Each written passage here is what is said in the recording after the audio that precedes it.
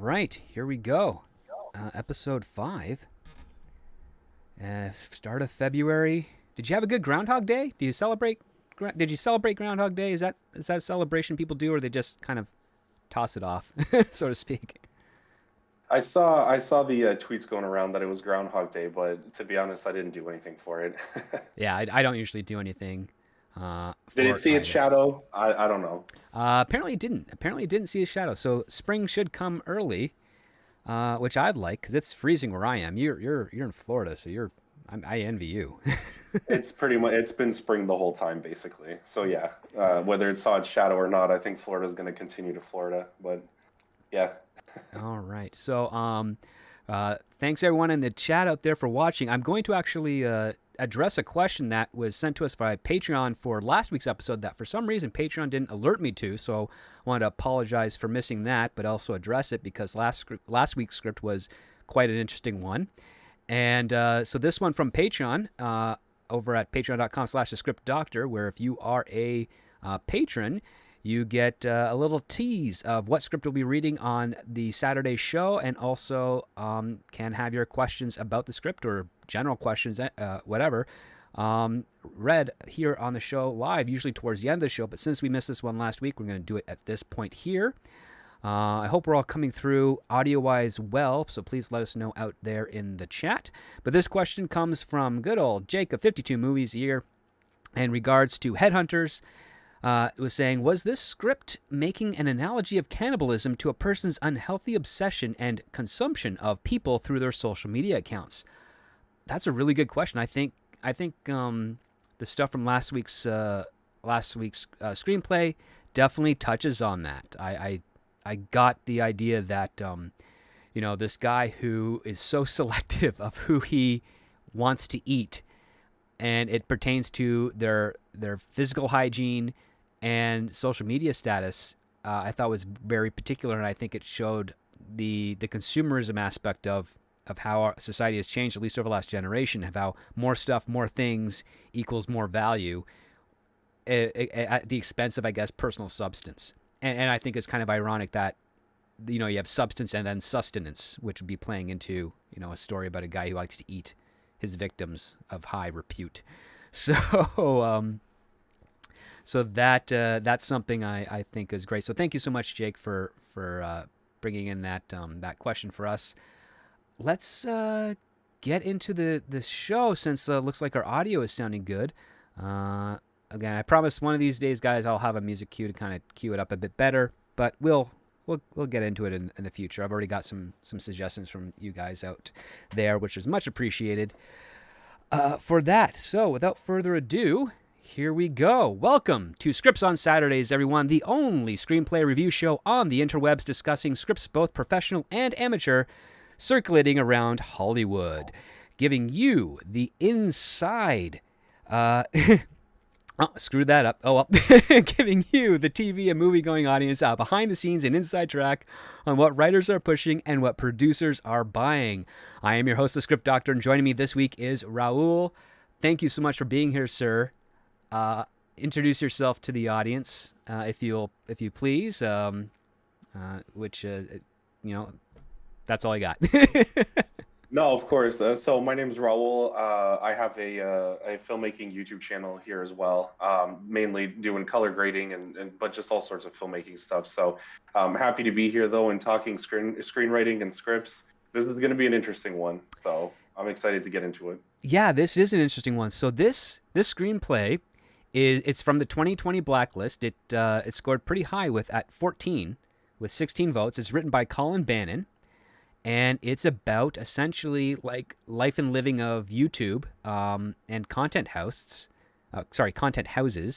And it's titled Birdies. And the logline goes, when Tabitha, a struggling foster kid, wins a contest to become part of the Birdies, a popular daily YouTube channel featuring the radiant and enigmatic Mama Bird and her diverse brood of adopted children, she soon learns that things get dark when the cameras turn off.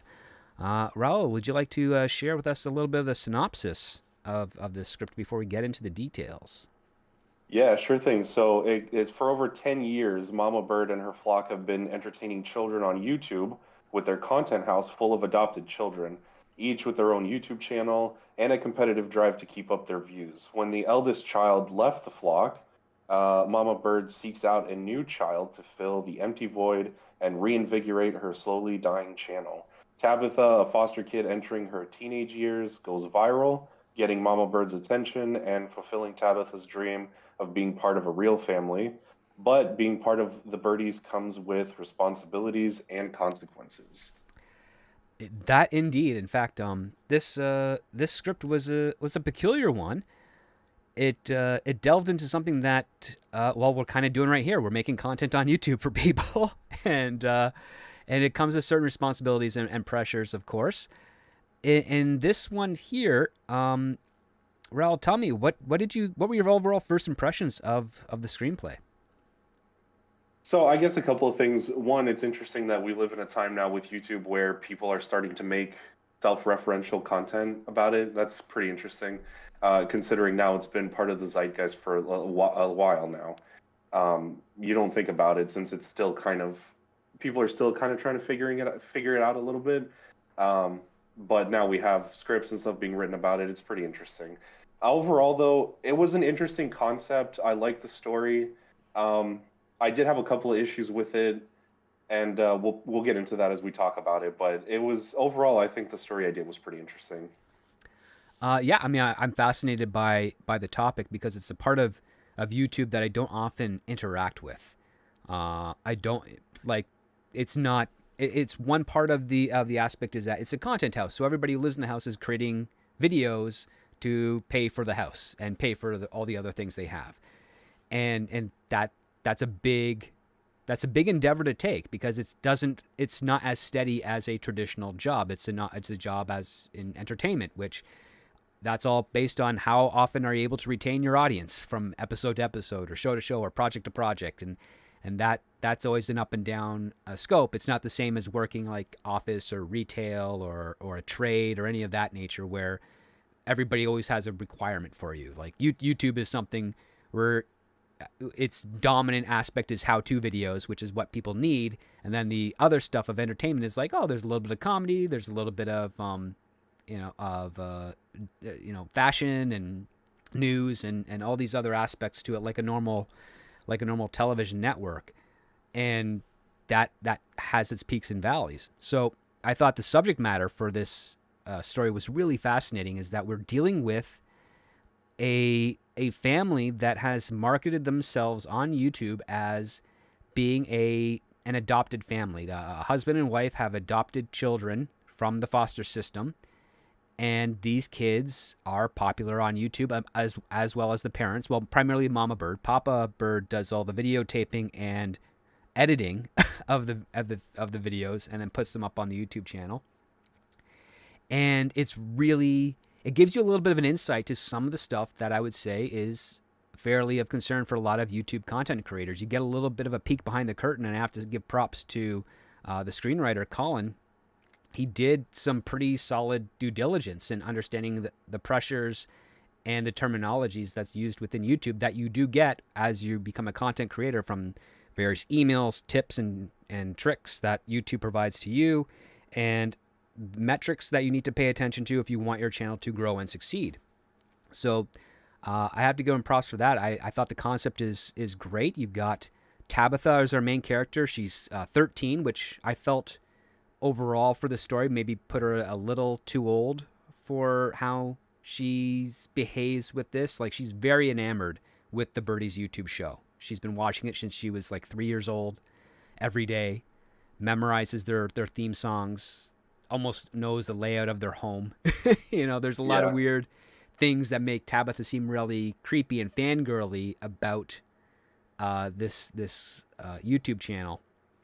But as a 13-year-old, sometimes she acts a little bit more like maybe 9 or 10 in some parts, which throws off, especially for the inciting incident. But overall, I thought it was pretty fascinating to follow through. What were your thoughts on Tabitha? Because she's the first character we really kind of see in this story. Yeah, I'll agree with you about the age. I think that's pretty spot on. She seems just a little bit too old. It's almost into that she's could be sort of maturing, but she's acting like a 9 or 10 year old. Um, so that's interesting. Um, what else was I going to say about the? I guess the stuff you're talking about with YouTube as well. Sort of, I like the way that he played into it with the script because you're right. It does touch on some of the stuff that comes into making YouTube content, and you can also see if you play into that sort of drama family style content, the desperation that sort of sets in, which there's many real world examples of as well, kind of plays into the story as well, which I thought was a good choice too. It's not really like evergreen content where they're like, oh yeah, this family is like full of skills and whatever, and they're teaching things. It's more of just here's what we do on a daily basis, basically vlogging their entire life. So I like how that plays into it. Yeah, I also like how they get kind of desperate where they're they have nothing of real value to do, and the stuff that does have closer to the value, it's not something that you can repeat over and over again. So like one of the gimmicks that they have that made the show in the script really really big is there's a character named Nightingale who is the eldest daughter of the group, and she got popular because she had a beautiful singing voice and she would sing lullabies. Well, there's only so many lullabies you can sing before you're run out, and why would you re-sing those lullabies when you could just go back to the original video of the other one and just put on whatever playlist you need, right? And so that ends up becoming a factor that they kind of explore a little bit in this script, which I really really admired. Uh, when it came to setting up who Tabitha was, I thought Colin did a really effective job. We find out that she's a teenager. She's in a foster home. She's in part of the foster homes that we unfortunately read about in the news, where the foster parent is housing multiple children, and she is using the system to make her own life a little bit more easier, but at the same time she's trying to balance that out with the rest of the kids. And clearly no one's getting enough attention. It's not very a hygienic place to live in. You really feel empathy for Tabitha, that she's struggling, and you understand one of the weird kinks to Tabitha is that she hides in a closet to watch these birdie YouTube videos as a method of escaping this dismal life that she lives in. And she's been bounced around from potential home to home, and one of those tragic kids that will eventually age out of the system. And we've seen a little bit of this in the Shazam films, the foster kid going to a foster family, the possibility of being aged out of the system, where the foster parents aren't actually going to adopt the kid because they just wanted them for the government subsidy that they use to pay for the kids' things and help them go to school. So it's all really kind of addresses those types of issues, and it does so in one type of tone, and then the other type of tone is the interaction that Tabitha has with this channel. It's very juvenile. It's really juvenile for a 13-year-old who is entering high school to still be kind of hung up on this a little bit. It's almost like a form of Arrested Development. Like the nurturing and joy that this YouTube channel promotes doesn't actually build up anything from, at least for this particular user in Tabitha. And some of the kids in the foster home that watch the channel as well and are really popular, find it really popular, like it. But that setting was really well established. Is there anything that you kind of took notice about Tabitha and how she kind of hid in the closet and to watch these videos? Any thoughts that came to your mind about this?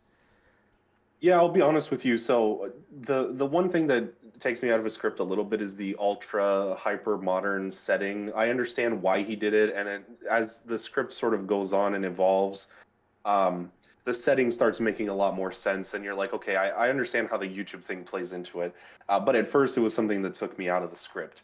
Um, and some of the things that you mentioned, though, the foster care system thing actually ended up playing better with me than the YouTube setting, Mm-hmm. because he was trying to bring to light some of the aspects of YouTube, but he also brought to light some of the problems with the foster system. And I think it's even mentioned later on in the script how one of the mothers or whatever was just supplementing their income with all these kids that they were taking in, and that's actually part of the script too. I think it's a story that one of them tells, and I thought that was really good. And it's like, yeah, bring attention to that, because I think with this that fits the tone. But one of the things which was the major thing for me was the inconsistent tone. I think was a drawback for me. Um, I think it was between, like you were saying, the YouTube part and how the family was introduced, especially when they first come in, and Tabitha ends up, becoming part of the Birdies by winning this contest. And when they come in, they show that YouTube family side to them, but they're sort of cracking jokes and stuff. Well, at the same time, the backdrop is this foster care system and the foster house, and clearly you can see that Tabitha's foster parents weren't treating her that well, and the environment was kind of oppressive and not great. And then in come these super over the top hyper personalities, which I understand because they were saying how the guy was filming everything all the time and the camera was always in everybody's face. But I think it just made for a little bit too inconsistent of a mood for me at times. It was very jokey when I felt like the subject matter could have lent itself a little bit more to I don't know, what do you want to say? Maybe like giving it sort of like an uncomfortable sort of suspense vibe. Maybe would have worked a little bit better.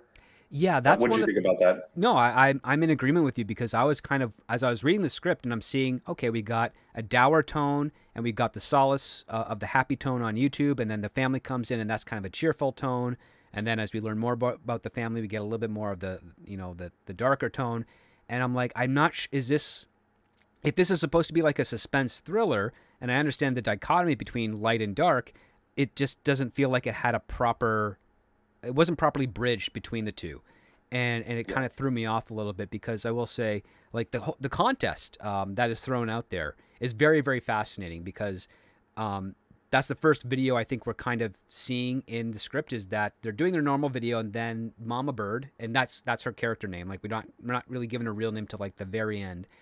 But Mama Bird basically says, "Hey, we are hosting an open casting call of sorts, where tell us, a little bit about yourself, your story in the foster system, and we will select the winner who will become part of the Birdies. So you will have a chance to be adopted. And this is basically your golden ticket, Willy Wonka and the Chocolate Factory gimmick. And I thought it was really effective because you saw all these kids are you learn that all these kids are submitting videos because they want to be a part of this beautifully presented family.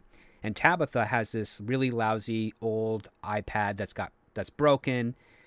She's had it for like a decade type of thing. It glitches out sometimes, so she doesn't always hear or see all the videos that are posted up. She has to kind of like rewatch them and what have you. And she wants to do a video because what other options does she have? She's 13 years old. She hasn't been adopted yet. She's probably never going to be adopted. This is her last chance from her point of view. And I'm like, I'm right on board with that. Okay, cool. I care. What are you going to do? How are you going to do it? And what ends up happening is as she's listening to this video, her foster mother comes in and kind of basically takes the iPad out and says, "Go do your chore for the day," and there's nothing, and she's stuck, and she doesn't realize that she only has 24 hours to upload this video before the entries are closed. So she's really just panicking, and instead of doing her chore, she like grabs a bike from the terribly messy front yard and bikes all the way to Best Buy. Which brings me up to something else. I thought it was very funny how all the time that she's watching the video, she keeps on getting ad interruptions from YouTube for like Best Buy or Baskin Robbins or Yes. something. And I'm like, okay, this guy kind of gets it. He watches a lot of YouTube. But no, she ends up biking to Best Buy and she uses the equipment there to record and upload her video. But in the process of the uploading part, management and security gets really. This is where we got into like the weird comedy thing, but also some points it got really dramatic, where she sings the theme song to the Birdies, and it gets the attention of everybody in the store, and they're all thinking like, "Wow, she's got a beautiful voice. That's great." And then management comes after her. She runs away trying to upload the video. They take the iPad from her. The video doesn't upload, and she has this very melodramatic devastation. That's it, the way the screenplay describes it. It's like her world is being destroyed, and I'm picturing this in my Yeah. head, and I'm thinking that's kind of like that's where the childish aspect doesn't fit the 13-year-old aspect, at least from my perspective. For me, like I can understand a 10-year-old freaking out, but like a 13-year-old, I don't know if they would be that broken. It really it's basically probably a little bit because I'm divorced from that type of of world as much. I mean, I do have a relative that is a successful foster parent, but she's never had any kids that went this far before. So Yeah, I and was kind of drawn away from it. yeah, and I don't know why. For some reason, the whole time I was reading this scene, especially with Best Buy, it kind of I had the chase scene from Obi-Wan Kenobi with Leia in the forest Right. going through my head, and I was like, I can't get past the like jokey comedic aspects of this while something relatively serious is taking on, because this is essentially her lifeline. Like she's trying to do this video to get adopted into this family, essentially as sort of a because even with the iPad, it's like broken and stuff. Like that's it's almost symbolic of her, and this Hmm. is like her last chance to try to get out of this. Um, but yeah, and then the comedy ensues, and you're just like, okay, okay, we Yeah. could. There was probably a better way to do this, I guess. There's something other. There's some other way to do it because I mean, Colin does the smart thing. He sets up that that the security and management team are not in good shape. Like they're fat and clumsy. And it's like, Yeah, okay, yeah, all right, boom, all right, I will give you that suspension of disbelief. It's not this. It's not exactly the same as the Obi-Wan stuff where, this 5-year-old girl is outmaneuvering these athletic bounty hunters who should not be so yeah. easily outmaneuvered. It's like, okay, we got the Paul Blarts going after, a 13-year-old kid who biked who knows how long from her foster home to the Best Buy to do this. Probably got a lot of energy. So I can bend a little bit to that, but it was a little ridiculous. Like she's flying through displays and knocking down DVDs and computers and stuff. And it's like, okay, this might be a little bit too much. And this is where the tonal part comes in. And Yeah, and the Geek Squad swooning over her singing and or stuff like singing. that. I will say this: at least he did frame it to the point where they weren't looking at her outside of being a kid. They're like, wow, that's a really cool voice. I think that was really smart of them to reinforce. I do like the fact that the scene is a good setup and payoff in that she doesn't get to upload her video. She has no more resources to submit to find out what's going to happen. She is absolutely devastated. She has given up. And when she goes home, all the other foster kids are talking about the interactions that their video is getting. And it's no longer about them trying to get adopted to the family. It's now about, well, we got this many views, we got this many likes. And I'm like, that's really fascinating. Like we see a mentality like Tabitha isn't really like that. She's about the family and she wants the family, and the other kids are about the popularity.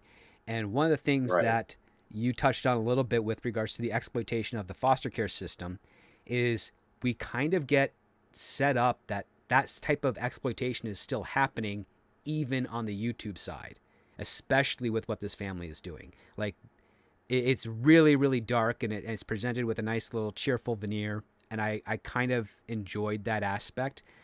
And I also liked the logical way that we get Tabitha to this family is that a guy at the Geek Squad who's cleaning up the mess finds the iPad, sees the video that she made, sees that she tried to upload it, and he's like, oh, why not? And he uploads it for her, and no problem. And it goes in right under the wire.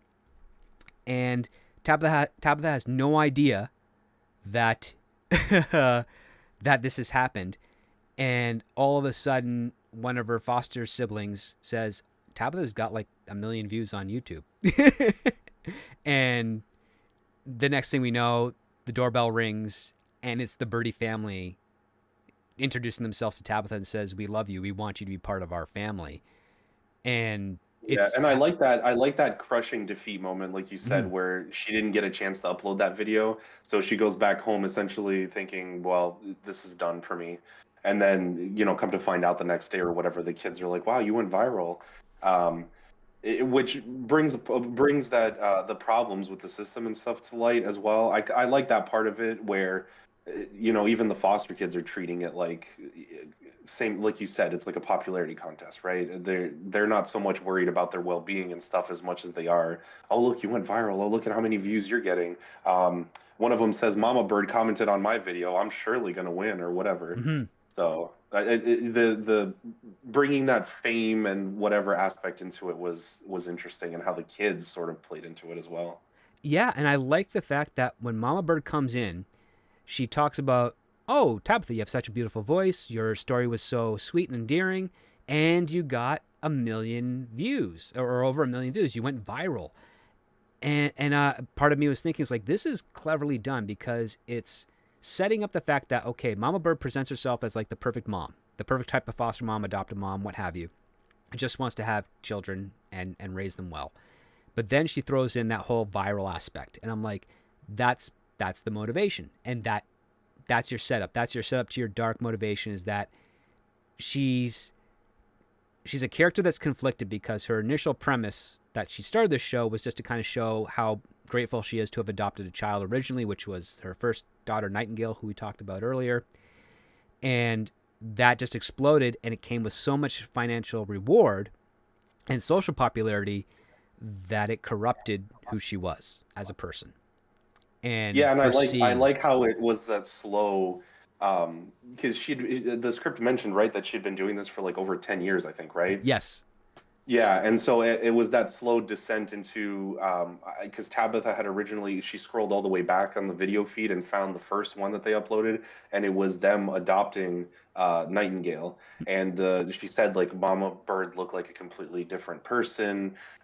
She had even different colored hair, no makeup, all that kind of stuff. And it was sort of this sweet moment hmm in this whole craziness, where you kind of go, okay, this started out way different than what it became, and right. I thought that was well done. And I think it parallels the very thing that we see in celebrity culture, where when a celebrity gets really hot, they kind of lose a little bit of themselves and fall into the atmosphere that is surrounded by celebrity, where people are putting them up on a pedestal and they feel like they can do no wrong, so it allows them to justify bad behavior. And one of the things that's kind of the subtextual cruelty of this system is that this woman has made a public statement to her millions of subscribers, and many of them are probably foster kids. And she says, if you send me a video, I might adopt you.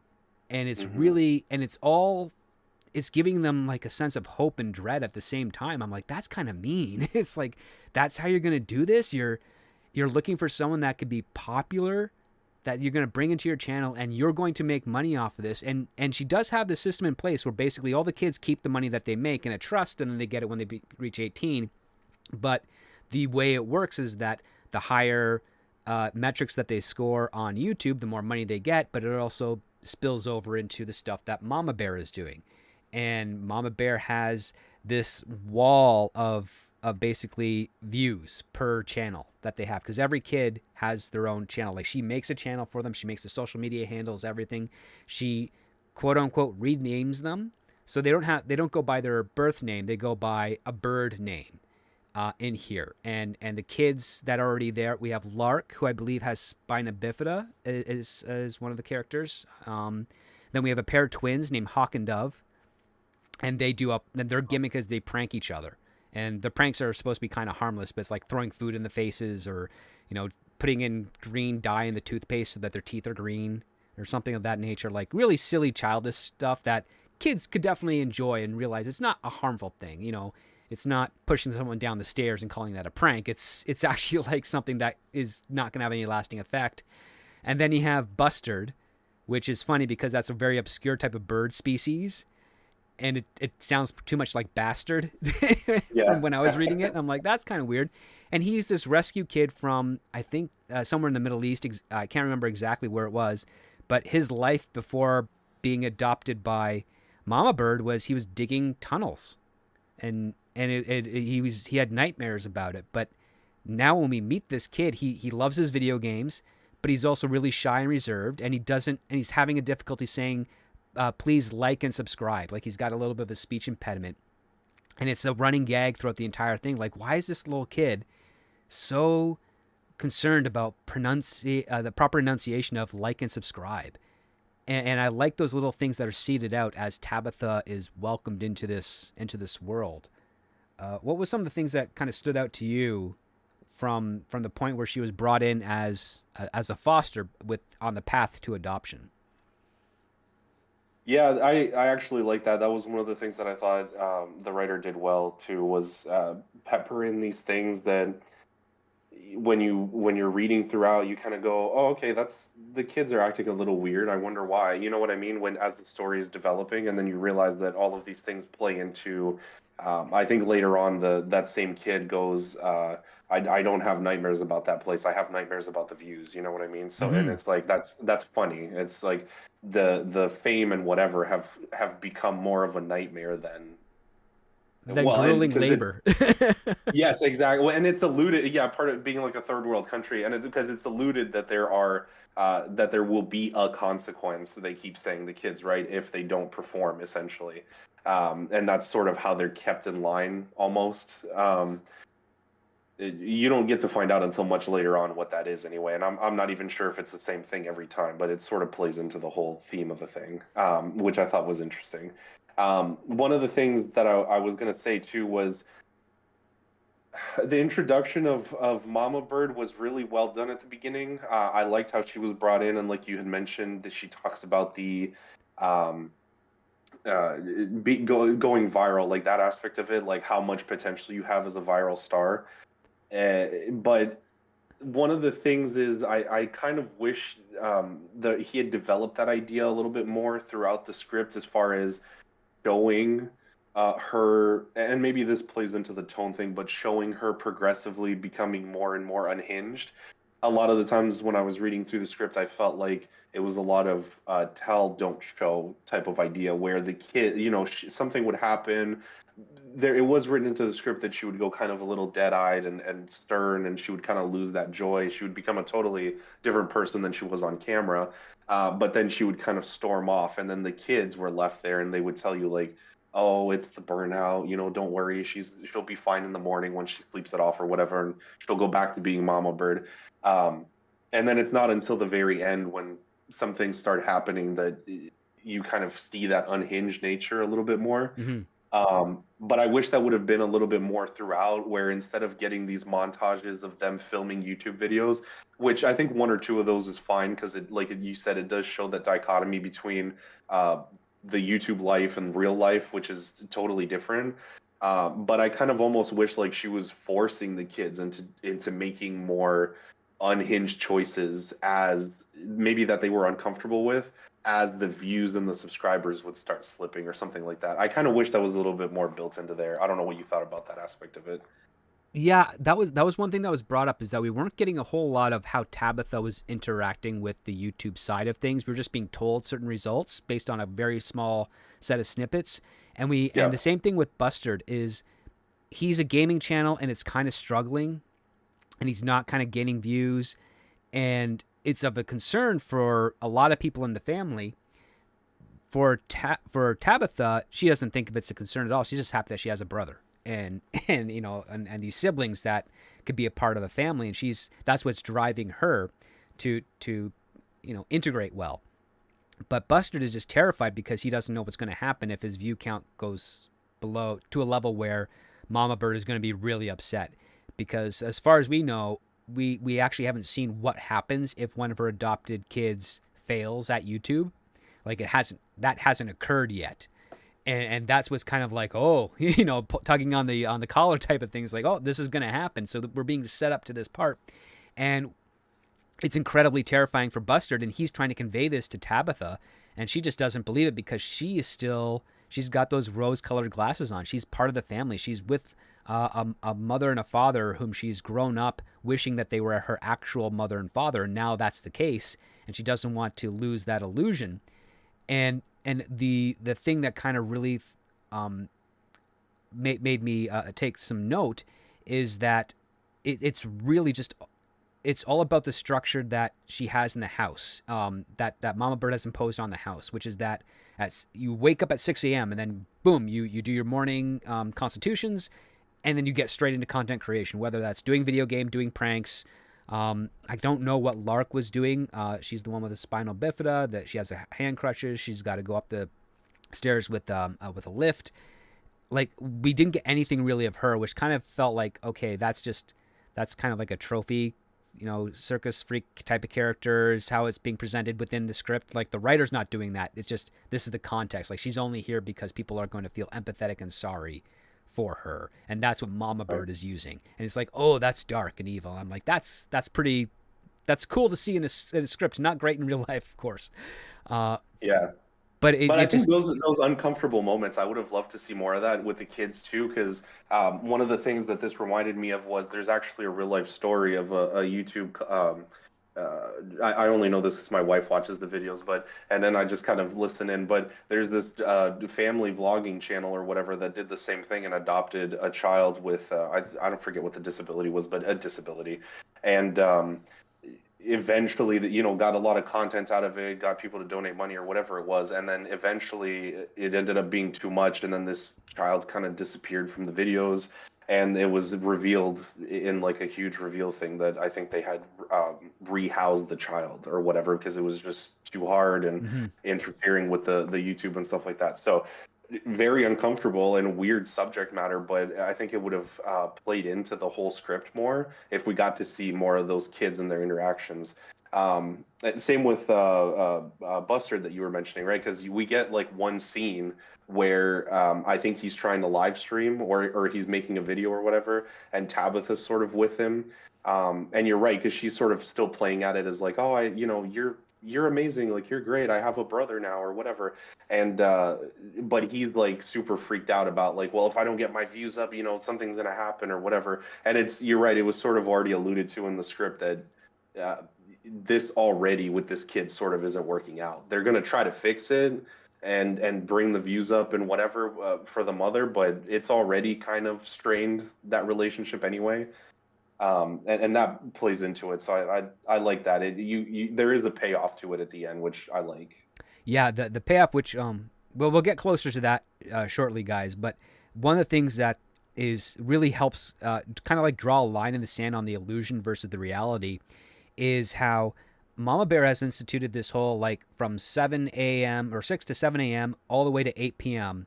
is showtime, and then once you can't go past 8 p.m.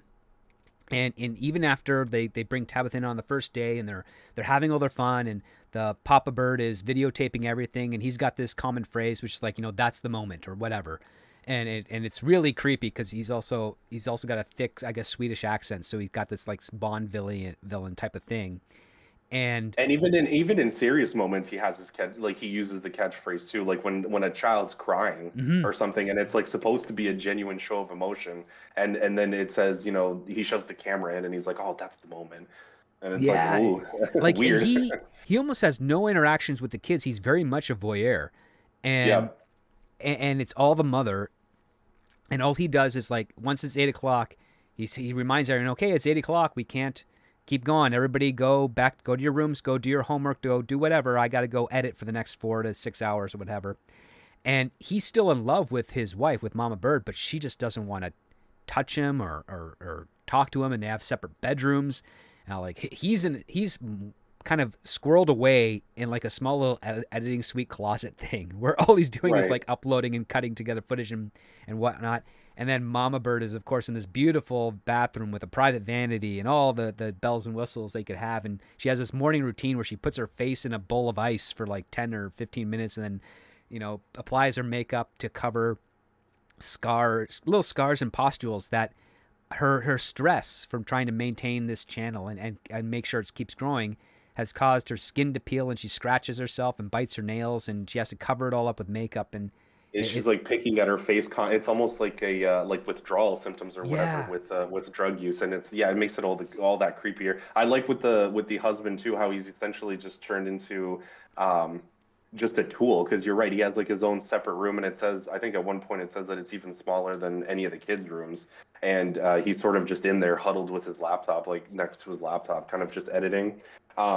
But actually tied into that moment, which is what I was going to mention, was another favorite part of my script, which is she is the one that instituted this rule that we can't go past 8 p.m. because the demands of uploading on YouTube, you have to get a video out at a certain time every day because that's sort of what people expect. mhm. And so he's like, it's 8 o'clock, I have to cut it off, like I have to go edit. And then she hams it up almost like the character, and she's like, Yes. come on, can't you just stay, like, we were just having fun. It's the first day we get to introduce Tabitha to the house, like we're just getting into it.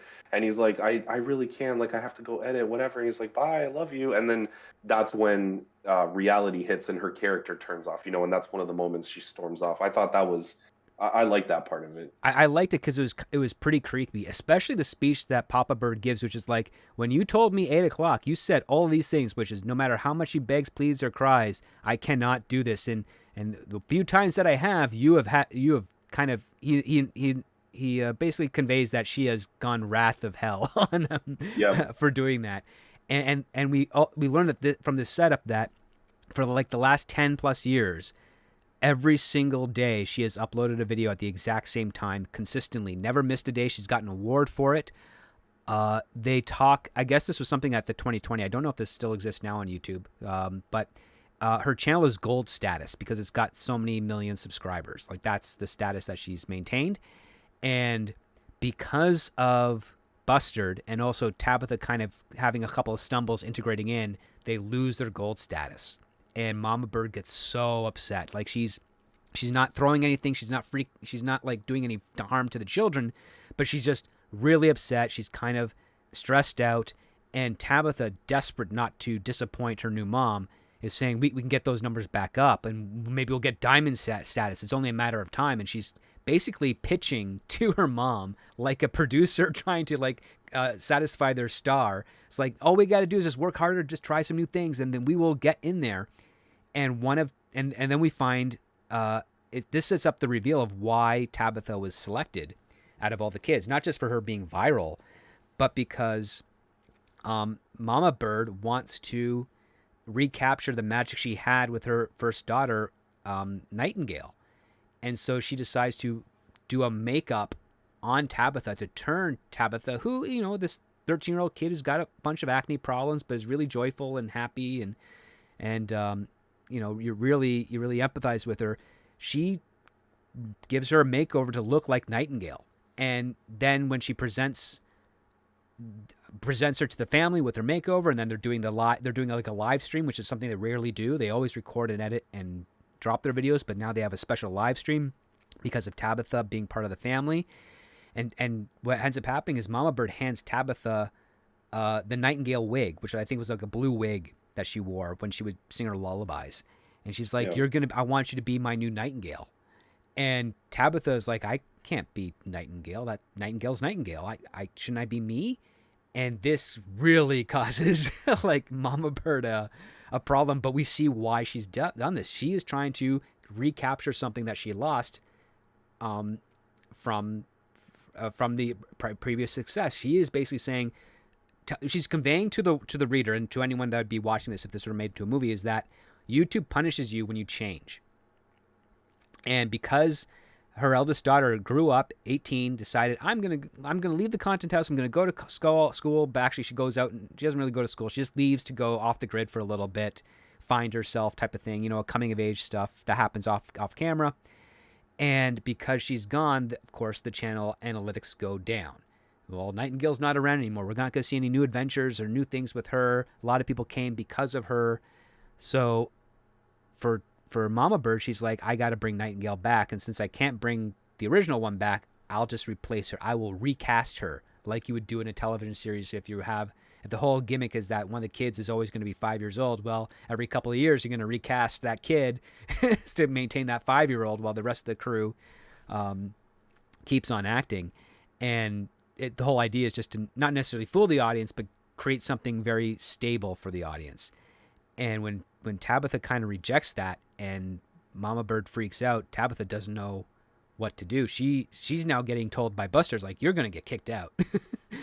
And Tabitha's like, no, she'd never kick me out. It's like, you're still in foster right now. They haven't legally adopted you yet. So you're fair game, so to speak. And we start seeing the consequences. That's part of that. The kids are being used for content thing, and it's like it's never really a sure thing because they're not adopted yet, or at least it's implied that she isn't, right? Right. They just picked her up from foster, essentially.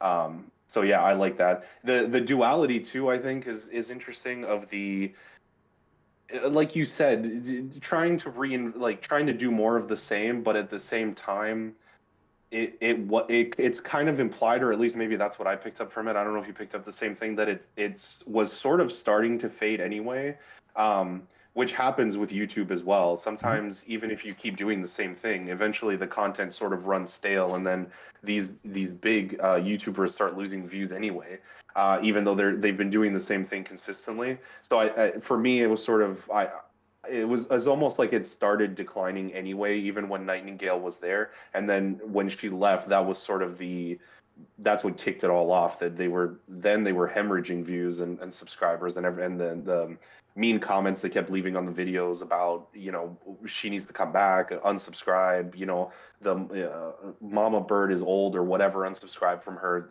things like that. And then she was letting the comments sort of get to her, and sort of driving this Oh, angry response as yeah, you, well. you bring up a great aspect that Colin, the writer, brought into, which is um, the, the the evil nature of the comment section. So Mama Yeah, Bird is looking at the view count and the like count, and everything is great. She's like, okay, good, we're happy. And then she's like, she does the one thing she shouldn't. She looks at the comments, and in the comments, yeah. it's all Nightingale. We miss Nightingale. We want her back. Mama Bird is off her a rocker. She doesn't look as good as she used to. All the things that just kind of drive her to be really Even upset. further into the same, yeah, And like then getting worse. they get worse. And then what ends up happening is like she starts deleting hateful comment or comment that she just disagrees with. And I'm like, well, there's your first sign of a failing YouTuber. It's like if they're just starting to Yeah, delete, it's not like she's deleting, spam bots or anything of that nature. It's like she's deleting comments from her actual viewers or people that watch her channel. And then she starts creating this comparison. You're either a birdie or a troll. And she's wondering, like, is Tabitha a troll? Did I mistake her initially, and am I too far into this that I can't get rid of her? But Tabitha is so desperate to hold on to this family, and genuinely loves the people around her, even if it is mostly fueled by the false perception that was generated on YouTube. She doesn't want to disappoint, so what she ends up doing is she ends up kind of leaning into the whole Nightingale aspect, and like Mama Bird gives her this sob story about how when she was a child, her mother kind of left her. Um, not by choice, of course. Her mother passed away, and her mother used to sing to her, and that's what she felt really important, and that's what she conveyed over to Nightingale originally, and that's why Nightingale did the lullabies, and now she just kind of wants to recapture that, and then she starts doing the thing I've seen in Hollywood a number of times, where the producer says to the star, the other person that you're replacing, they were never the one for the show for real. You're the one for the show. You're the one that's gonna make it and be the person that is truly what role is destined to be. Forget all those years of that person's success and the fact that they've gone on to other things. It's you. Um, yeah. and it's like, Well, oh, that's dark. and as Mama Bird is sort of giving her what she wants, which is family, right? A connection, a family, something she's never had before. It's almost like she has no option but to play into this thing, because that's how she's getting what she wants, right? And that was one of the good things about the script too, was um, Mama Bird sort of has, or it's alluded to that it has very similar experience as Tabitha. And then Tabitha also shares some very similar experiences to what happened with Nightingale. So it's sort of like it's almost as if it was presenting it like, if you keep playing into this, if you keep doing this, look at Mama Bird, and that's what you could become. Like, she's Right. sort of following down the path of, this is what you could be if you kept going in this direction, which played into the theme of the script as well, which I liked. I thought that was well done. That Mama Bird sort of was a foil, or at least a depiction of what could be. You know? Yeah, she's the darker reality if Tabitha leans into this type of lifestyle. And I liked the struggle that we got with Tabitha, who felt really apprehensive about singing a lullaby that she originally heard Nightingale sing. And it goes through like number of takes before she finally gets it. And then when she does, just like her previous audition video, it explodes. And it Yeah. gets higher and higher in the view counts. And then we get into like a quick montage of them doing other videos and playing around. And then Mama Bear starts favoring Tabitha like a lot. and basically says, "Hey, how about you do like the breakdown?" And we find out that like after 8 p.m., all the kids kind of gather on a weekly basis, and they do a breakdown of their channel analytics where they get Yeah. things judged. And this one I thought felt a little bit too quick because Tabitha starts mocking Bustard because he's not performing so well, and she's talking about like how I think she makes a joke how even though she's doing lullabies that are putting kids to sleep, more kids are falling asleep to Bustard's channel than hers, and Hmm. it's all by accident. And then the mama bird finds that hysterical, and I'm like, well, that God, that man, they really are showing that she doesn't hate these kids, but that she doesn't care enough about the kids or their feelings. Right. And the thing that kind of changes is when the latest analytics come in, and for the first time in the entire history of the Birdies channel and all their subsidiary channels, Tabitha's Nightingale channel eclipses Mama Bird. And Mama Bird takes that as a threat. It's like, you're trying to replace me.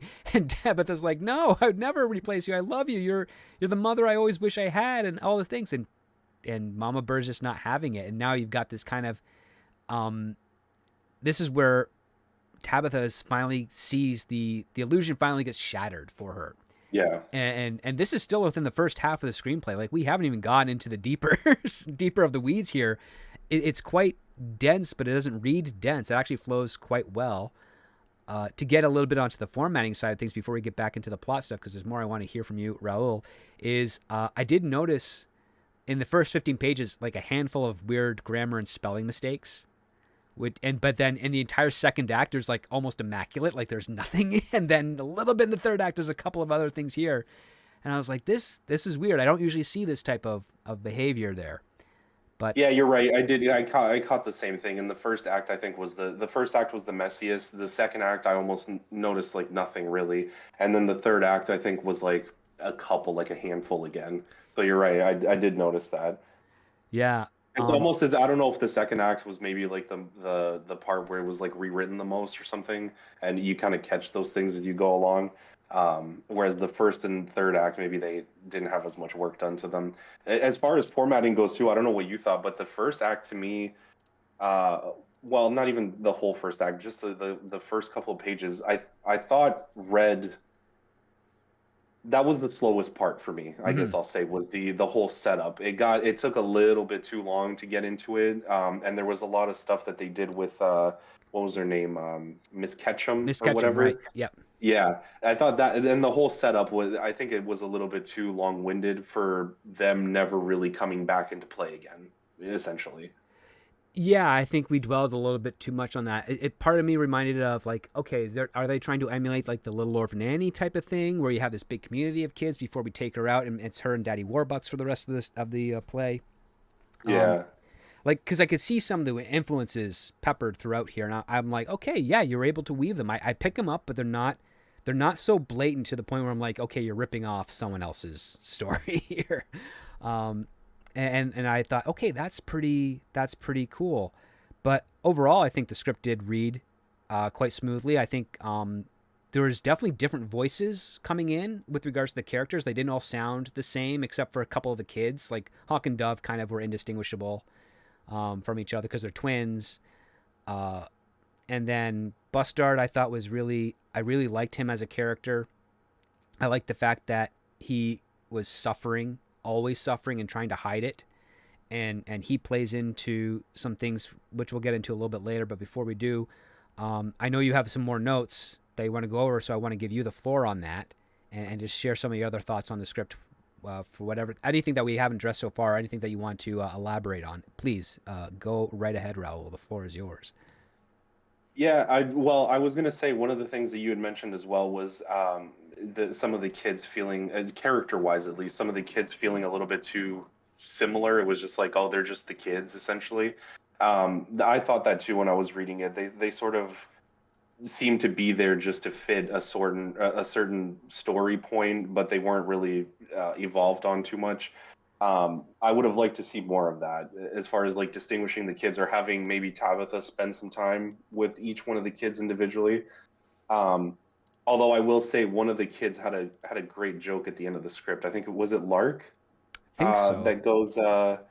That's just been my name the whole time. They Yeah, never her changed the actual name name of the. is Lark. Yeah. I thought that was great. I love that. That was my favorite joke, I think, out of the whole thing. Um, Let me see what else. I will say just to I won't get too far into it. Like I'm not going to go in detail, but I like the ending. As far as how do I say this? I think it was telegraphed as far as when you read it, Hmm. but I think that it worked for what it was and it brought it all together. And sort of the kids and stuff kind of came together at the end, which I thought was it worked for the ending. And it wasn't too once it wasn't too long-winded. Once things started happening, it just all started happening, and then it really brought it all together at the end. So I thought that was good. And then just the unhinged nature of the ending was because there's almost two endings. You think it's going to end, they're going somewhere, and then there's another whole thing that happens after. Yeah. So, well, that brings up to a point where, so at in the middle of the Act Two, Tabitha kind of turns into a form of Mama Bird to a degree.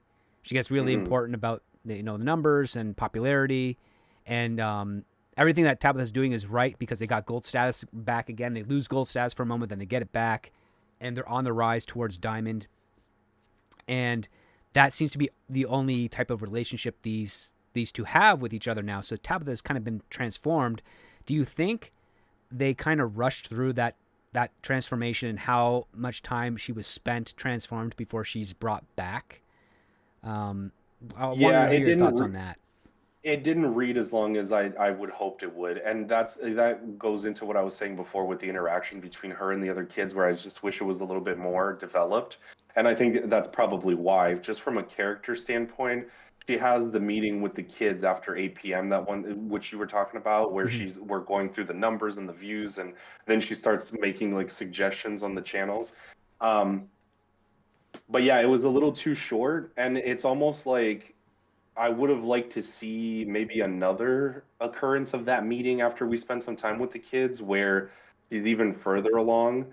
Because even in that meeting, she was sort of playing it like she was sort of like becoming like Mama Bird, but she still had Tabitha to her where she was like, it's okay, he can, Bustard can improve his channel. Like you said, he more people are falling asleep to him than me or whatever. Hmm. So she still kind of had a little bit of that humanity. I would have liked to see her maybe go a little bit further or kind of uncomfortably push a little bit to the next stage before she comes back or that illusion is shattered.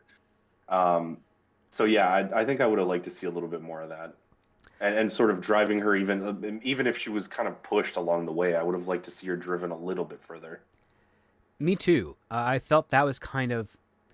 I mean, the seed was there, but it didn't germinate. It's just, I really Yeah, wanted to see.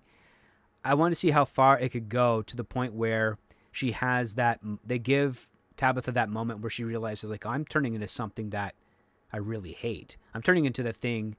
It's no longer about the family I dreamed about and wanted to be a part of. It's now a business, and yeah, that's the realizing business of you're the what she. monster. Yeah, and it's Yeah, like that's that just like the business that I was treated as a part of with all those foster homes that I was bounced from over the years. I was a commodity, and I really wish we kind of hit that a little harder at this point because the commodity aspect is something that you kind of have to come to terms with when you're dealing with what we see on YouTube and other parts of social media of content houses. It's like we got all these popular YouTubers together in one house and we're going to make some content every day. And for us as audience members, we love it because it's content every day. It's people that we like and get to know about. But behind the scenes, we get this stressful environment. Like even the dad is like, I got to edit all this stuff every day, and he doesn't even get to spend time with his wife, whom they used to love each other. When we see their older videos, you can tell that they were a very happy couple. They both came from the foster system. They found each other. They both had the same goal, which is we want to be successful and adopt as many kids as we can to give them the homes they deserve. And you're like, man, these are heroes. This is the people I want to get onto. And then YouTube poisons it. Yeah. And Well, and he basically disappears, right? Because mhm. he's constantly behind the camera. They sort of, like you said, show him as sort of like this voyeurish type of character, and then 8 p.m. comes and he just disappears. Like, I mean, he's not even part of family life anymore. So he's presumably just in his room, glued to his laptop, editing just to get these videos out. And then after 8 o'clock, it just seems like it's the mama bird's interactions with the kids only. He basically just becomes non-existent, which plays into it. And yet he still loves his wife, and every time he like goes to hug her or kiss her, she kind of brushes or shakes him off as if like he's Yeah. toxic to her. And And he makes the excuses for her too. Like yeah, even towards the end, it's like, oh, it's okay. I think he even says it, like she'll be okay in the morning. She just needs to sleep, that type of thing. Um, and he sort of makes the excuses for her as yeah, it well. reminds me of Eric von Stroheim in Sunset Boulevard, who's the butler who's in love with Gloria Swanson. Or no, Norman Desmond. Norman Desmond, right? Gloria Swanson plays her, and it's like, oh, that's the relationship we're getting here. We're getting a man who's just he will live a terrible life just to be around this woman, Yeah, and and it's unrequited love, and it's not just that, but it's also just this like like abusive relationships. mhm. He keeps going back to her no matter what, and she just can't stand the sight of him, basically. And but the thing is that the other part, like she also very much needs him. Like every time Hmm. they're doing something, she's like, okay, get don't turn the camera off. Always keep it on. We're not live streaming today. We always do the recording. Did you get that done? Like it's all business, and Yeah, and it I think she realizes she can't run the whole enterprise herself. She needs somebody else. Because she's never filming a no. lot of the times. Like she's not behind the camera. He is, and capturing all these moments and stuff. And she's sort of just creating these, just contriving these scenarios, creating them Mhm. to get to for the views. For the views, and it I mean the other part too that I wish the script addressed a little bit better is if they're making all this content every hour of the day to drop, the next day at certain times, when are the kids going to school? Are they homeschooled? If so, who's conducting the lessons? Are they private tutors or is the mama bear doing it? And if the mama bear is doing the lessons, is she videotaping them? Are they part of like the school channel of the birdies? Like there's all these aspects of the life because we do have, I guess like the like one of the government agents who represents like foster care system and adoption, they come in to visit and they see what you see on YouTube. Everything's all happy and cheery, and here's all the schoolwork and stuff, and they're doing everything that's right so that they can continue to do this. And we find out that Mama and Papa Bird have been donating millions to these programs so that they can adopt these kids without any type of questions or due diligence on their part. Which again, that's another red flag. It's like, okay, we're paying off the government now, who is supposed to be Yeah, responsible for these kids. I'm so happy you brought that up because that's actually one of the things that I missed while we were going through this, and I think we'd briefly touched on it before. But yeah, the social worker that follows them around and is supposed to be doing the evaluations on these kids to figure out how this is working out or how they're turning out. It's almost like you're right. It's almost like they're being paid off to sort of turn a blind eye. Because at one point, when they come to pick Tabitha up, the mother, the foster mother that's there, Miss Ketchum, is like, uh, can they even do this? Like, can you even film? You're not even supposed to film these kids or whatever. There's like legal documents that she had to sign. And she goes, the social worker goes, oh, don't worry about it. Like because they're doing so much for the foster system or adoption system. It's up like, how much ever percent because of these people. And then you also find out that they're donating money later on. So it plays into this, like they're turning a blind eye for this and they're sort of feeding uh, this This beast, alternate yeah. form of abuse. You know what I mean? Like it's not the traditional foster home stuff like she started out in, but now it's this different animal where it's like these kids are being abused and stuff for content essentially, and their lives are being farmed out for some money. Yeah, and it's really weird. And I like how dark it is, but this also goes back into like the tone issues that we had at the start, which is this feels kind of like a little bit off tone in some part. Like, is it are we going to be dark in the sense that this is a suspense film that Tabitha's life is in danger and that so are the kids are in danger, or are we too afraid to go over that line and we're just going to keep on pulling it back. And one of the things that kind of, I think, also throw a red herring into that is they live in a house that's full of birds. Like there's birds there's like I think like a Tweety bird type like named Eric, and every once in a while will fly and land on the shoulder of one of the kids, and Papa Bird is like, well, that's the moment there. Like he's really happy about that because, you know, any type of touching moment or thing that happens and the bird lands on it, on the kid's shoulder, you're like, oh, that's super cute and adorable, and those are the miracle things you kind of want to capture on film because people will love that. It goes viral. And then I'm also thinking that the house has got to be a mess. Like there's got to be like bird droppings everywhere, and who's cleaning that up? And we don't see any of the you know, those details of it. It's so leaned into just the producing the content, getting it out, and getting those numbers constantly growing. And I do like how the writer peppers throughout the script the sub count and how it'll go down, and then all of a sudden he'll show us a scene where Tabitha does something that goes viral, and then the sub count goes up, and then you kind of see the stress change on Mama Bird when things go up and then things go down. And poor Bustard, where all of his stuff is constantly going down, all you can do is like empathize for him, and then you get really concerned when and we'll touch a little bit on this because then we'll start doing our final thoughts and whatnot. But it gets to the point where he's realized that the gaming is not working for him, and he loves video games, but he's not getting the views up, so he needs something else. And so he decides to become a Daredevil type channel. So like he dresses up as a ninja and he manages to get outside and climb the roof of the house, and he's climbing up the chimney. And everyone is freaking out except for Mama Bird, who is filming it for the first time. She's filming something, and Papa Bird is on the ground like trying to get a ladder. He's trying to help the kid. He doesn't want the kid to be hurt. He is terrified. He's not filming anything. He's freaking out. And Mama Bird is like saying, I am finally proud of you, Bustard. You're doing, people are subscribing. Your view count is off the charts. Keep going. Do what you want to do. Go jump off that chimney and into the pool. I am here for you, sweetheart. And it is like bonkers. Yeah, it's like pandemonium at that point. All the kids come out and start running, and they're all freaking out, obviously, because this kid is on the roof trying to do this stunt.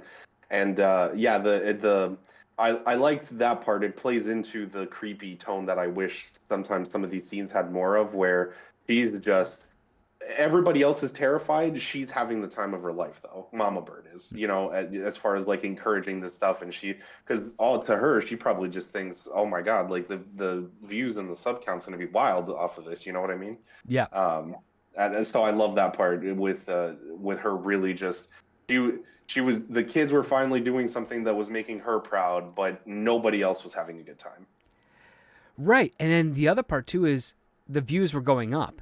So now we have this section of the screenplay where we're seeing the other enemy, which is unfortunately the in this case it's the YouTube and YouTube algorithms and the audience and all that stuff. Like YouTube is pushing this thing that should otherwise devastate people. It'd be on the news that, you know, police and authorities would be involved. There'd be helicopters swarming the area. It's like, you know, a crisis officers telling, like, you know, trying to get that kid not to do anything foolish or brash.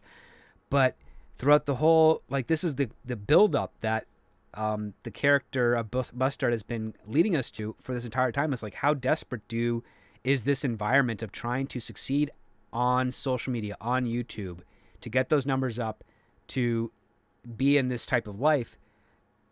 How far will it push someone, especially someone like a kid? And I like the subtext aspect of, like, yeah, this platform can, without proper supervision and without proper care and love, can be incredibly damaging to a developing young mind. Like, Bustard shouldn't be worried about view counts and numbers. He's like 10 years old. He should be worried about, you know, 10-year-old stuff, maybe getting good grades in school, which I guess is not really a problem established here. But there's other things. It doesn't seem like a priority for them. Yeah, you're right. And it's funny too, because not only does it play into this thing where like all of this can be damaging, but they're doing it, like Mama Bird is doing this for the views and the subscribers and obviously the fame and everything that it brings her, right? But also the YouTube algorithm is it's sort of not 100% what you think it is on the surface, because these people are viewing this content and subscribing because of the absurdity of the whole thing. And I think the comments, like it was showing some of the comments on the videos, and it was basically like, oh my God, this family's crazy. Like she's off her rocker, you know, Hmm. essentially. And she's like, I'm subscribing just to see the disaster that happens. But to her, to Mama Bird, she's not seeing that as like a people are just here to watch the freak show, clearly, because you've lost it. Like this is the famous internet meltdown moment, you know Yep. what I mean, that people have.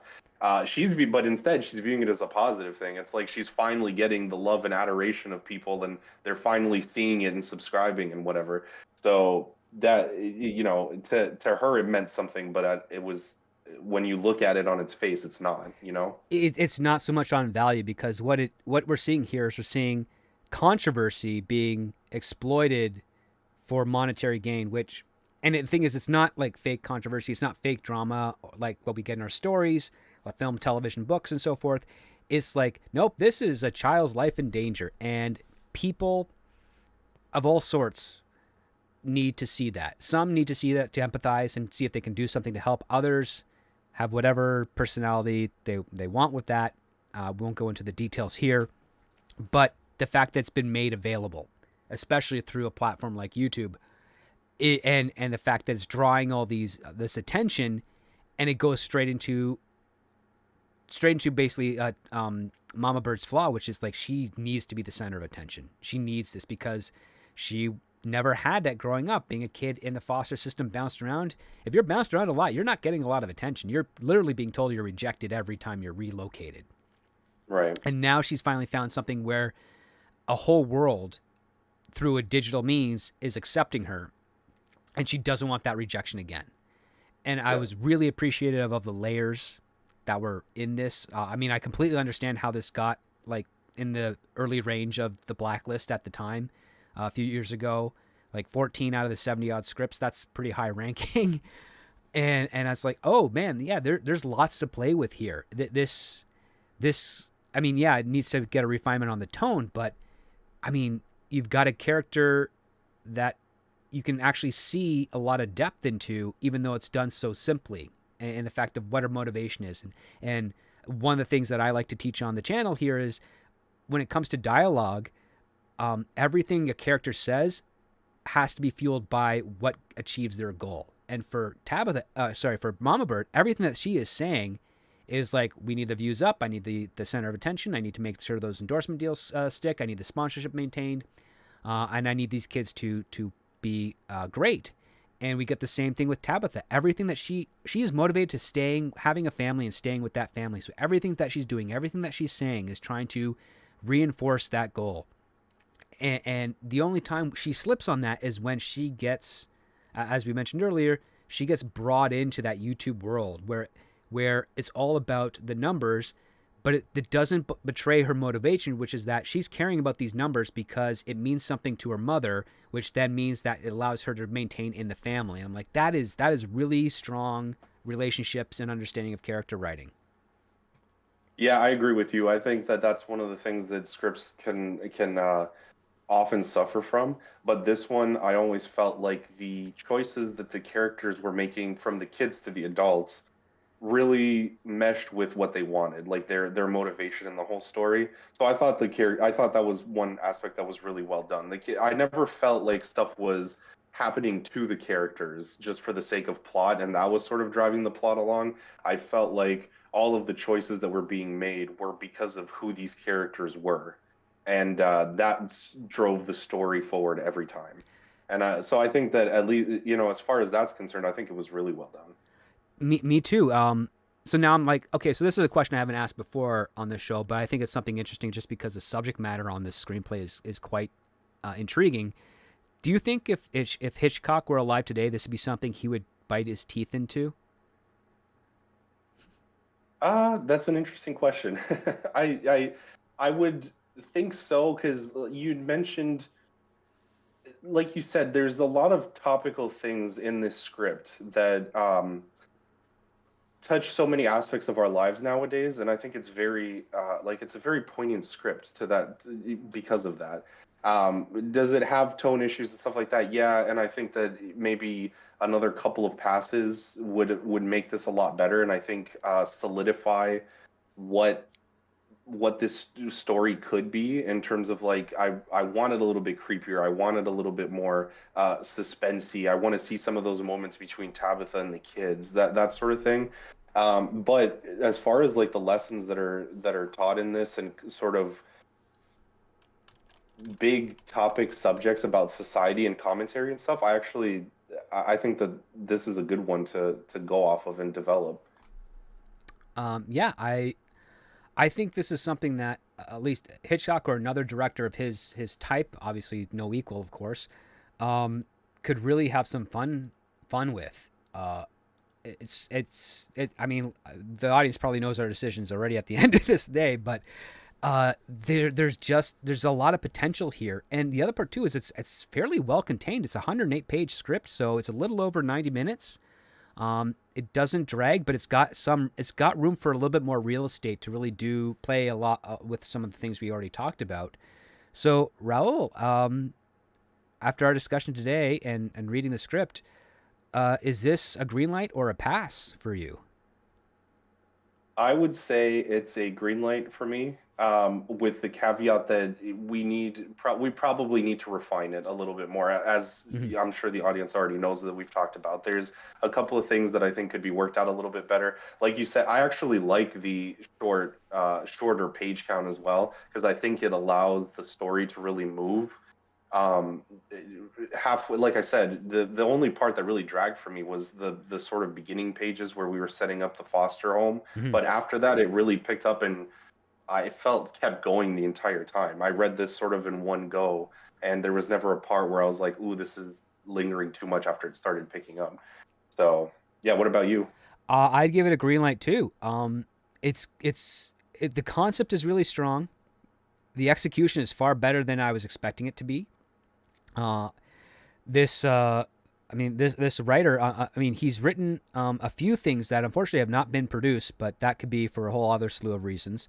But I see a talent in here, and I see a skill, and I also see um, an understanding that this writer actually is familiar with storytelling and actually other famous films, because again, you can pick out certain aspects of other movies that are woven in here, but they're not so blatantly on the nose to the point where it takes you out of what the story is doing. It's more like these are afterthoughts. Like once you get past it a couple of scenes, you're like, wait a minute, that scene is actually very reminiscent of this type of scene, but it's in such a different dynamic.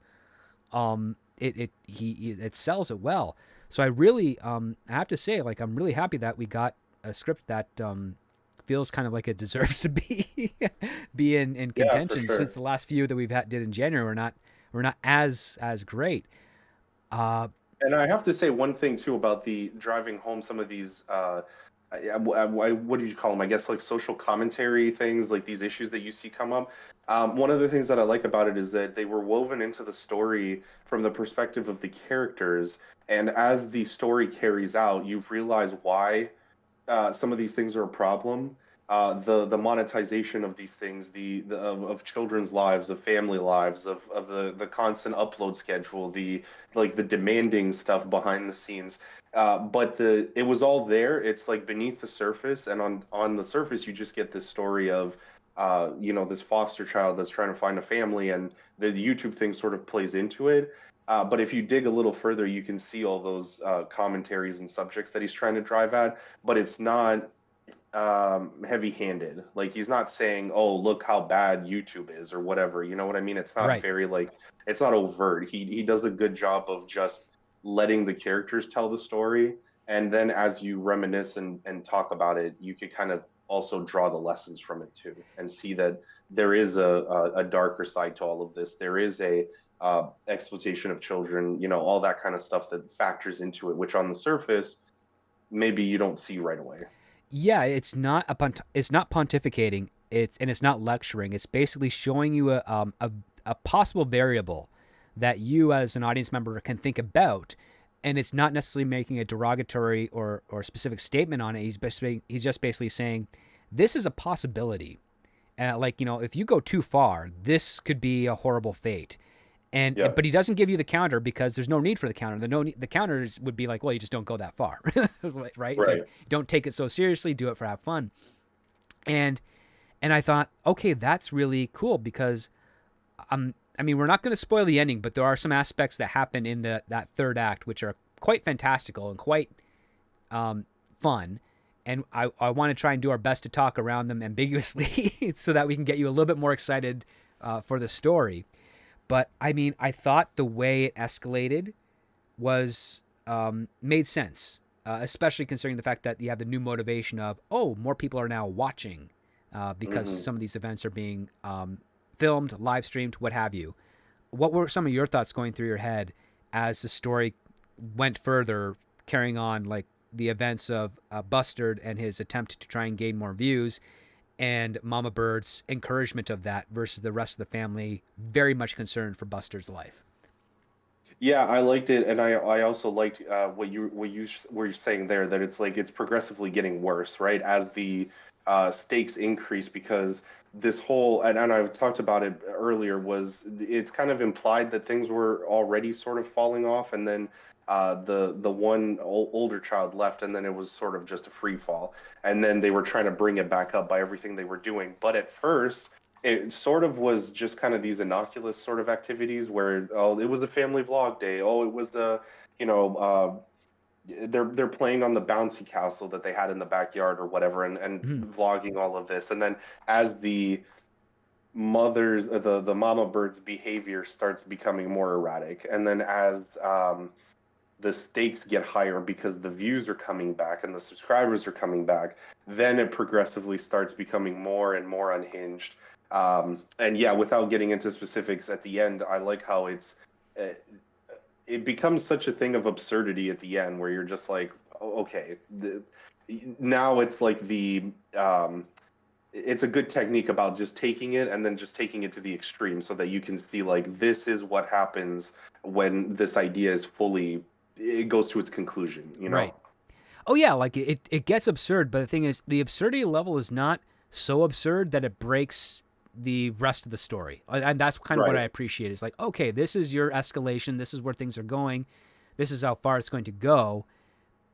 It does have it does have a careful balance to maintain, so that it doesn't get into something comedic out of the absurdity, or like so ridiculous that it pulls you out. It's like it's right up onto the edge, and I really liked it because it definitely reinforces the drama. It also it also escalates the seriousness of what's happening around here, and the way that the writer conveys the YouTube interaction as a result of it. It's stuff that you could probably find on YouTube to this day. Like just the level of interaction, I mean, like, and also the some certain parties like fueling the fire, so to speak, especially in the comment section where someone will say a comment, then the other person will respond to that, and then you've got like a comment war in there, and then people are taking sides, and then the people on the YouTube channel acknowledge it, and then they start taking a side, and then that just kind of snowball effects into more drama, more views, and of course, on the side of the YouTube monetary system, more money, and like there's your Yeah. motivation, right? So Yeah, and you're right. It was absurd. Like it was getting more and more absurd anyway. But it wasn't unrealistic. It wasn't to the point where you're going, okay, that just wouldn't happen. And I think that that's a fine line to thread, really, because nowadays so many people are becoming more and more aware of what it takes to run a YouTube channel or what goes behind it, or kind of seeing some of behind the scenes from people, that it's easy to go into unrealistic territory if you're trying to pull it too far. But I think he stops just shy of that. But given the context of the script and the things that are happening, it all makes sense for the story and what's going on. And I think that I'm happy he stayed on this side of it, like this yeah, side of the line. no, it shows a lot of discipline because I think, especially after having read uh, Headhunters and Divorce Party, it's like I could really have used some of the discipline for those two scripts in some aspects here that this writer employed. So yeah, I think that's as much as we can say without having to spoil it. So I want to thank you, Raul, for hanging out with me tonight to discuss this script, and everyone else in the chat. We do have a couple of super chats, so I'll read those really quick and give you guys the the attention you deserve. So we have Buford T. Justice for $19.99 says, "Hail, Script Doctor." Well, hail to you, Buford T. Justice. Thank you for the donation there. It's greatly appreciated. That'll give us some more resources for this show and the production value as things progress. And then we got Ian Slater, who I was the first people I interacted with here on YouTube. Love the guy, does some great valuable work, and has an interesting channel of himself where he has some great commentary on Star Trek and things. He sends in 5 and says, "A donation to your continued success, SD," and he's got a little trucker emoji. Thank you again so much for that. For those of you listening, this is technically, I think, the second screenplay we've read since the start of the show that's got a double green light from both of us. The first one is actually from the bonus episode, which is available on our Patreon. Right now, you can go listen to that if you're a Patreon member. Again, over on Patreon, you can sign up for the 7-day free trial and listen to all the existing episodes there, plus the bonus episode, and get heads up on what scripts we'll be reviewing for the following Saturday. Is there anything else that you want to plug, Raul, before we call it a night? No, I mean, that was pretty much it. I liked it. I liked the script, and yeah, you're right. It's nice to see one that gets a double green light from both of us, is because you can kind of see the potential in what's there. Mm-hmm. And I think that it was well done. There was a couple of things that we mentioned that could be tightened up, but other than that, I thought it was really good. So yeah, I don't know. Do you want me to talk about the stuff that I do on my channel? Yeah, do a little pitch real quick, and then we'll round it out for the audience there. Yeah, sounds good. So if you guys want, check out my YouTube channel. It's just at Raul Enu, Enoiu is how you spell my last name. I'll put it up, or Script can put it in the description or whatever as well. Mm-hmm. And I do filmmaking content. Most of the stuff is revolved around color grading, but I'm trying to switch it this year and sort of do stuff even just outside of color grading. So we're going to dive more into directing stuff, screenwriting stuff, cinematography, all that kind of stuff. And then the color grading content, that's always going to be a thing because it's one of my favorite parts of filmmaking. So if you guys like that stuff, all stuff, production, pre-production, that kind of stuff, hey you, and welcome back to the channel. Oops, sorry. I double checked the link as I'm putting in the chat, and it started to play. So I apologize for that, guys. But yes, please go on, Raul. No, that was it. So yeah, if you guys like filmmaking stuff, if you like color grading, you want to find out some more stuff about the behind the scenes, and I'm going to start. I took a little bit of a break just to kind of get my thoughts together, and also the full-time job that I have outside of the channel is keeping me busy. So, but I took a little bit of a break, and now I'm going to try to start producing some more stuff and uploading videos. So stuff should be coming soon. Check it out, though. All right. Well, thank you so much, Raul, for coming in today. We'll be seeing you pretty soon as well, because you're filling in for another co-host. But don't fret, guys. We have a lot more great shows for the rest of the year. Again, find out what those shows will be like by subscribing to the Patreon. And don't forget to leave comments over there, and we will read them here on the show, just like we did a little bit at the start, and also with the super chats at the end, which, again, thank you so much to Buford T. Justice and Ian Slater for those donations. With that being said, guys, I hope you all have a wonderful weekend, and never forget, when it comes to great story, it all starts with the script.